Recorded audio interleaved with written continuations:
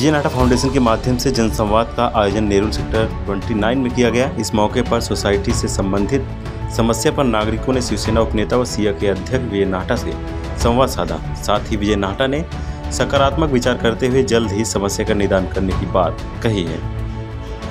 Bite विजय नाहटा का लगा देना। आज नेरुळ पूर्वेला साईबाबा मंदिरच्या हॉलमध्ये जनसंवाद यात्रेचा पुढचा टप्पा आयोजित करण्यात आला होता। या ठिकाणी आमचे या विभागाचे उपजिल्हा प्रमुख संजय भोसले आणि त्यांचे सर्व सहकारी मोरे साहेब असतील किंवा अन्य बाकी मंडळी आहेत, त्यांनी त्या भागातल्या सगळ्या सोसायट्यांना पत्र देऊन त्यांच्या काय अडचणी त्या लेखी स्वरूपात मागवल्या होत्या। सुमारे 40 सोसायटीचे 100-150 मंडळी सचिव असतील, अध्यक्ष असतील, खजिनदार असतील त्या ठिकाणी आले होते आणि लेखी स्वरूपामध्ये त्यांनी त्यांच्या अडचणी त्या ठिकाणी मांडल्या।